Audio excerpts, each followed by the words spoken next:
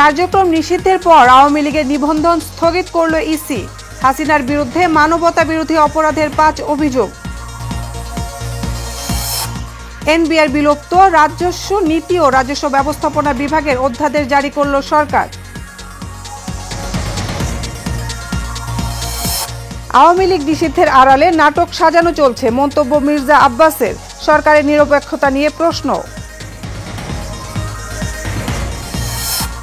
এবং ফ্যাসিস্ট শাসকের পলায়ন গণতন্ত্রের বিজয়, বললেন আলী রিয়াজ। রাজনৈতিক দলগুলোতে প্রতিশ্রুতি রক্ষার আহ্বান।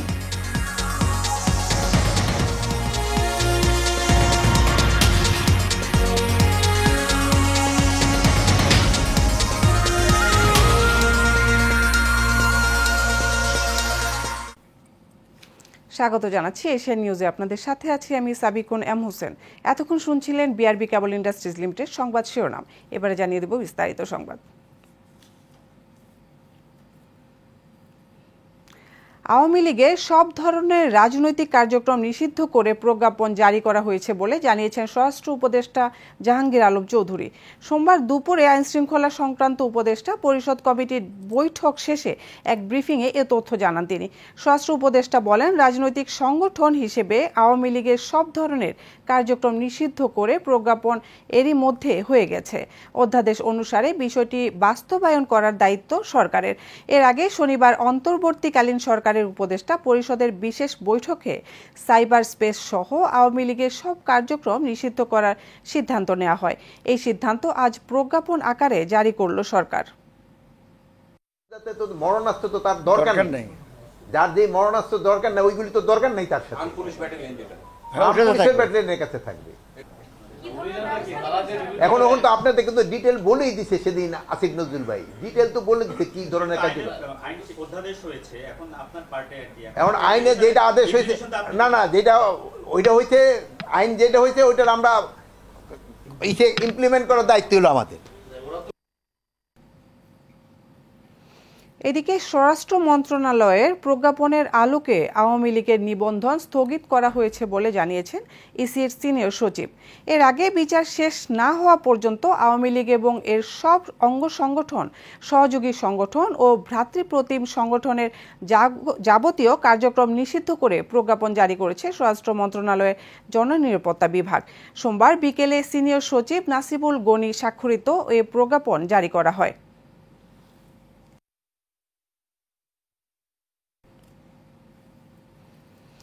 আওয়ামী লীগের কার্যক্রম নিষিদ্ধের প্রজ্ঞাপন অন্য কোনো রাজনৈতিক দল বা মুক্ত মতের মানুষের মত প্রকাশের স্বাধীনতাকে ক্ষুণ্ণ করে না বলে এক বিবৃতিতে জানিয়েছে অন্তর্বর্তী সরকার। সোমবার রাতে 12:15টার দিকে অন্তর্বর্তী সরকারের প্রধান উপদেষ্টার প্রেস উইং থেকে এই বিবৃতি পাঠানো হয়েছে। বিবৃতিতে বলা হয়েছে, আওয়ামী লীগের কার্যক্রম নিষিদ্ধ সংক্রান্ত 12 মে প্রজ্ঞাপনটি জারি করা হয় বাংলাদেশ সরকারের স্বরাষ্ট্র মন্ত্রণালয় থেকে। সন্ত্রাস বিরোধী আইনের আওতায় এই প্রজ্ঞাপন জারি করা হয়। ওই আইন ও প্রজ্ঞাপন অনুসারে আন্তর্জাতিক অপরাধ ট্রাইব্যুনালে বিচার কার্য সম্পন্ন না হওয়া পর্যন্ত আওয়ামী লীগ এবং এর সকল অঙ্গ সংগঠন, সহযোগী সংগঠন ও ভ্রাতৃপ্রতিম সংগঠন কর্তৃক যে কোনো ধরনের প্রকাশনা, গণমাধ্যম, অনলাইন ও সামাজিক যোগাযোগ মাধ্যমে প্রচারণা, মিছিল, সভা সমাবেশে সম্মেলন আয়োজন সহ যাবতীয় কর্মকাণ্ড নিষিদ্ধ ঘোষণা করা হয়েছে। এই নিষেধাজ্ঞা সংগঠনগুলোর নেতা, কর্মী ও সদস্যদের জন্য প্রযোজ্য হবে। জাতীয় রাজস্ব বোর্ড বিলুপ্ত করে রাজস্ব নীতি ও রাজস্ব ব্যবস্থাপনা নামে পৃথক দুটি বিভাগ করে অধ্যাদেশ জারি করা হয়েছে সরকার থেকে। সোমবার রাতে এই অধ্যাদেশ জারি করা হয়। জারি করা অধ্যাদেশে শুধু রাজস্ব নীতি বিভাগের কার্যপরিধিতে সামান্য পরিবর্তন আনা হয়েছে। আর রাজস্ব ব্যবস্থাপনা বিভাগের প্রশাসনিক পদগুলোতে অ্যাডমিন ক্যাডার কর্মকর্তাদের পাশাপাশি আয়কর ও কাস্টম ক্যাডারের কর্মকর্তাদের রাখা হয়েছে। অধ্যাদেশে বলা হয়, রাজস্ব নীতি বিভাগ কর আইন প্রয়োগ ও কর আদায় পরিস্থিতি পর্যবেক্ষণ পরিবীক্ষণ করবে। আর রাজস্ব ব্যবস্থাপনা বিভাগে প্রশাসনিক অনুবিভাগের বিভিন্ন পদ, অ্যাডমিন ক্যাডার ও রাজস্ব ব্যবস্থাপনা বিভাগের মাঠ পর্যায়ের কর্মরত কর্মচারীদের মাধ্যমে পূরণ করা হবে। নতুন অধ্যাদেশ অনুযায়ী জাতীয় রাজস্ব বোর্ডের জনবল রাজস্ব ব্যবস্থাপনা বিভাগে ন্যস্ত হবে। এই জনবল থেকে প্রয়োজনীয় জনবল রাজস্ব নীতি বিভাগে পদায়ন করা যাবে। এছাড়া অভ্যন্তরীণ সম্পদ বিভাগ বিলুপ্ত হয়ে তার জনবল রাজস্ব নীতি বিভাগে ন্যস্ত হবে।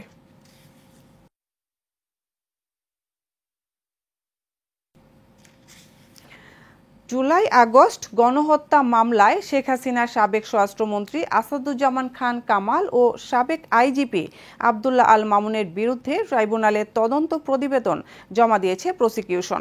এতে শেখ হাসিনার বিরুদ্ধে মানবতা বিরোধী 5টি অভিযোগ আনা হয়েছে বলে জানিয়েছে আন্তর্জাতিক অপরাধ ট্রাইব্যুনালের চিফ প্রসিকিউটর মোহাম্মদ তাজুল ইসলাম।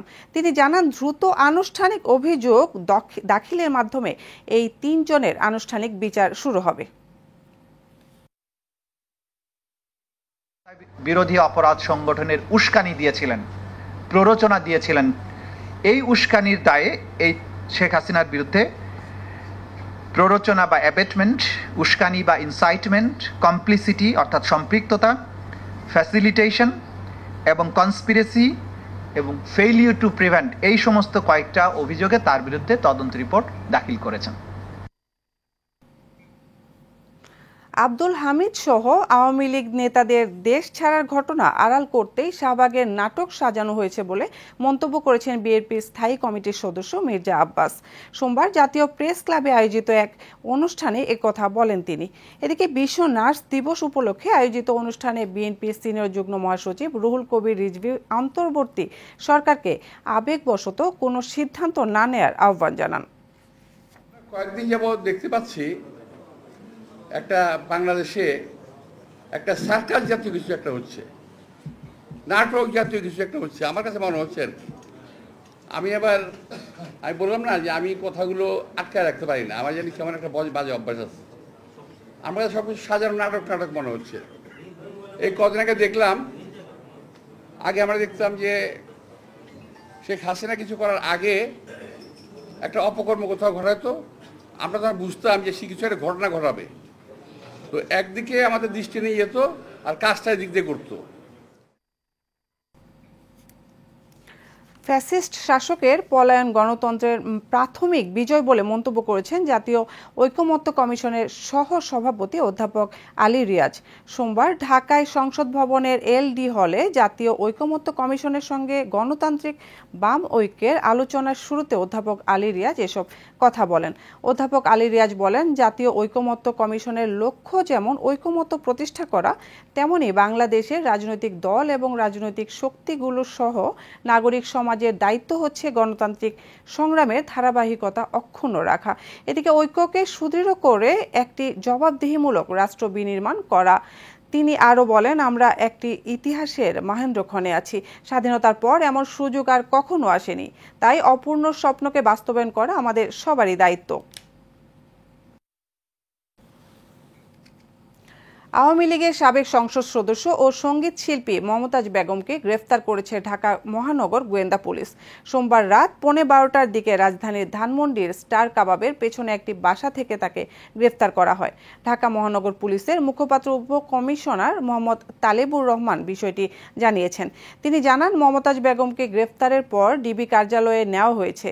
তার বিরুদ্ধে ঢাকা ও মানিকগঞ্জের বিভিন্ন থানায় হত্যা ও হত্যা চেষ্টা সহ একাধিক মামলা রয়েছে। তাকে আজ মঙ্গলবার আদালতে হাজির করে রিমান্ড আবেদন করা হবে। সাবেক স্বরাষ্ট্রমন্ত্রী আসাদুজ্জামান খান কামালের ক্যাশিয়ার হিসেবে পরিচিত মোশাররফ হোসেন ওরফে মিনতি মোশাররফ কারাগারে থাকলেও চলছে তার বাহিনীর চাঁদাবাজি। বিশেষ করে কারওয়ান বাজার এলাকার বেশিরভাগ স্পট এখনও রয়েছে মোশাররফ বাহিনীর নিয়ন্ত্রণে। ব্যবসায়ীরা জানান, কারওয়ান বাজারে প্রকাশ্যে চাঁদা তুলছে মোশাররফের সন্ত্রাসী বাহিনী। মোশাররফ গ্রেফতার হলেও বাহিনীর অন্যতম সদস্য দিলীপ কুমার, কামাল হোসেন ফোরকান, মোহাম্মদ নজরুল আলম খান ও মিজানুর রহমান পাটোয়ারির নেতৃত্বে চলছে সব অপকর্ম। এখান থেকে চাঁদাবাজি প্রায় 200 কোটি টাকা সাবেক স্বরাষ্ট্রমন্ত্রী আসাদুজ্জামান খান কামালকে দিয়েছেন মোশাররফ। এর সঙ্গে তেজগাঁও থানা শ্রমিক লীগের সভাপতি কাশেম ওরফে হাত কাটা কাশেম জড়িত বলেও দাবি করেন তারা।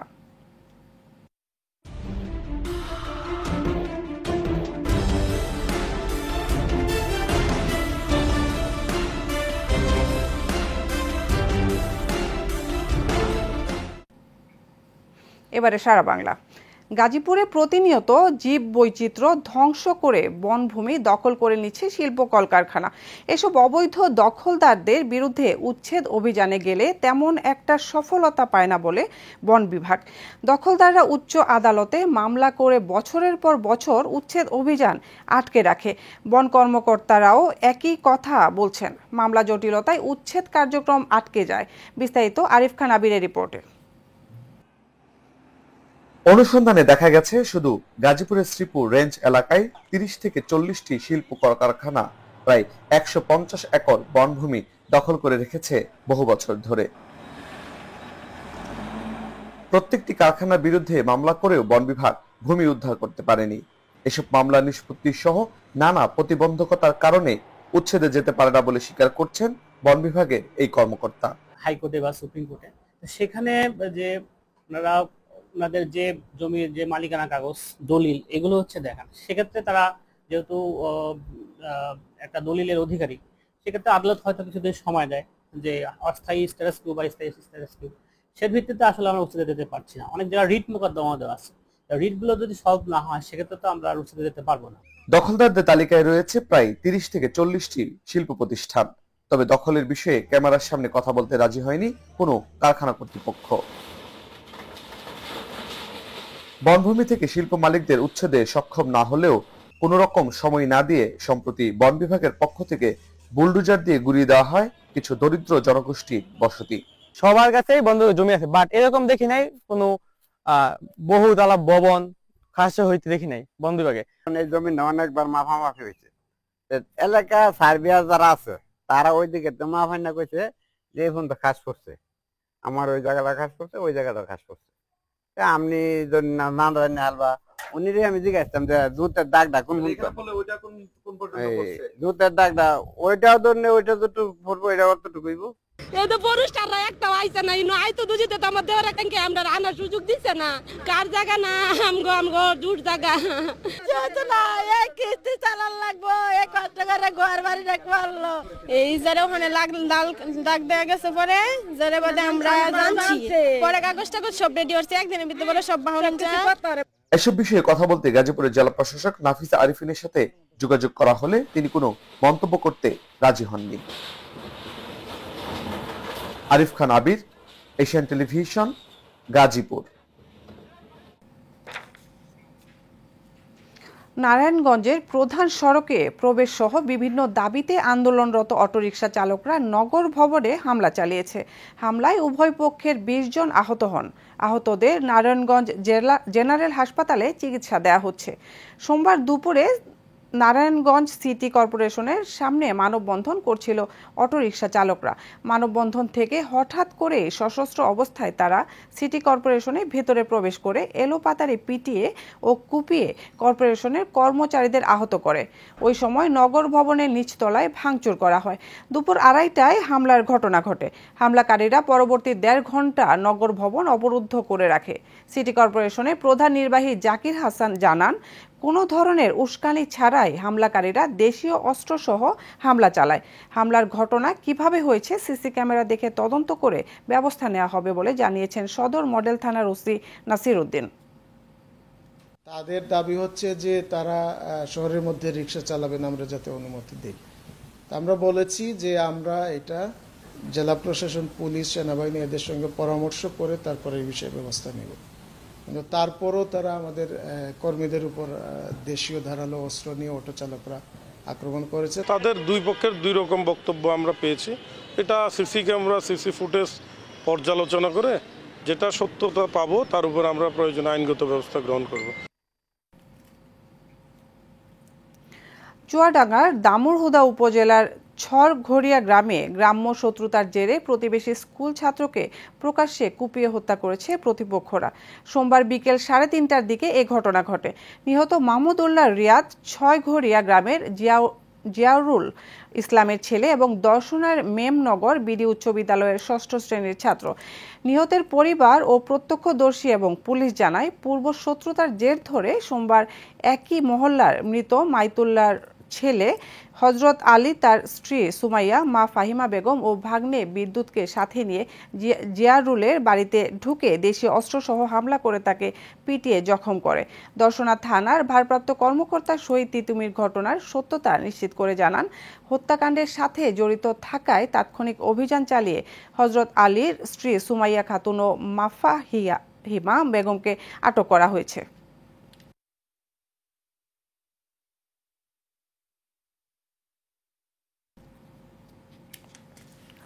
গাজীপুরের কালিয়াকৈর উপজেলার শফিপুর বাজার জাতীয়তাবাদী মুক্তিযুদ্ধের প্রজন্ম দলের উপজেলা ও পৌর শাখার নবগঠিত আহ্বায়ক কমিটির পক্ষ থেকে র্যালি ও সংক্ষিপ্ত সমাবেশের আয়োজন করা হয়। সমাবেশে নবগঠিত কমিটির পক্ষ থেকে গাজীপুর জেলা বিএনপির সদস্য সচিব ডক্টর ব্যারিস্টার চৌধুরী ইশরাক আহমেদ সিদ্দিকীকে শুভেচ্ছা ও অভিনন্দন জানানো হয়। সমাবেশে উপজেলা প্রজন্ম দলের নবগঠিত আহ্বায়ক এস এ টুটুল সভাপতিত্বে সঞ্চালনা করেন প্রজন্ম দলের সদস্য সচিব সিদ্দিকুর রহমান। অনুষ্ঠানে প্রধান অতিথি হিসেবে উপস্থিত ছিলেন জাতীয়তাবাদী মুক্তিযুদ্ধের প্রজন্ম দল গাজীপুর জেলা শাখার সভাপতি সেলিমুল্লাহ।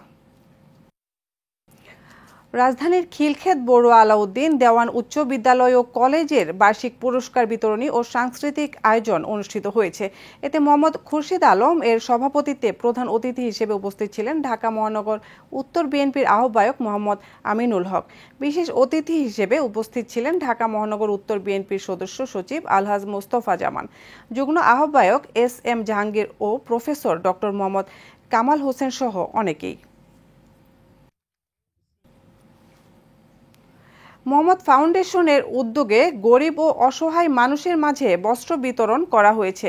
সোমবার বিকেলে রাজধানীর উত্তরা 11 নং সেক্টর কল্যাণ সমিতির হলরুমে এই বস্ত্র বিতরণ করা হয়।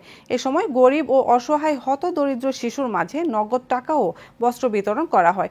এ সময় উপস্থিত ছিলেন মোহাম্মদ ফাউন্ডেশনের চেয়ারম্যান ফারিয়া তাসনিম, পরিচালক জাহিমা তাসনিম, ঢাকা মহানগর উত্তর বিএনপির যুগ্ম আহ্বায়ক মোহাম্মদ আফাজ উদ্দিন, ঢাকা মহানগর উত্তর বিএনপির সাবেক আহ্বায়ক সদস্য মোহাম্মদ আলাউদ্দিন সরকার টিপু সহ অনেকে।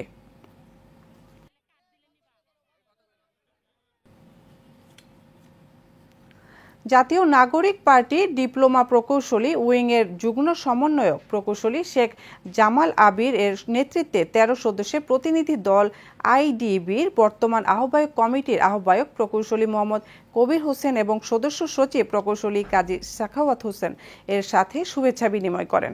এ সময় ডিপ্লোমা প্রকৌশলী উইং এর যুগ্ম সমন্বয়ক প্রকৌশল মোহাম্মদ শেখ জামাল আবির এনসিপি অনুমোদিত প্রস্তুতি কমিটির তালিকা হস্তান্তর করেন এবং ডিপ্লোমা প্রকৌশলী উইং এর প্রস্তুতি কমিটির প্রতিনিধি দলের সাথে পরিচয় করিয়ে দেন।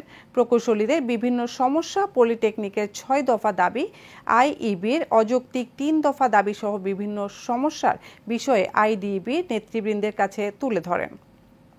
শেষ করব এশিয়ান নিউজ। তার আগে বিআরবি কেবল ইন্ডাস্ট্রিজ লিমিটেড সংবাদ শিরোনাম জানিয়ে দেব আরও একবার।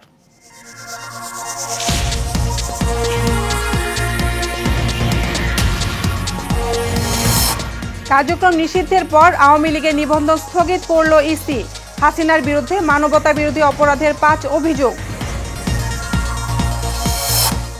এনবিআর বিলুপ্ত, রাজস্ব নীতি ও রাজস্ব ব্যবস্থাপনা বিভাগের অধ্যাদেশ জারি করল সরকার।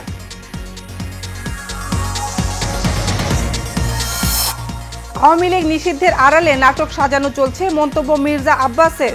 সরকারের নিরপেক্ষতা নিয়ে প্রশ্ন। এবং ফ্যাসিস্ট শাসকের পলায়ন গণতন্ত্রের বিজয় বললেন আলী রিয়াজ। রাজনৈতিক দলগুলোকে প্রতিশ্রুতি রক্ষার আহ্বান।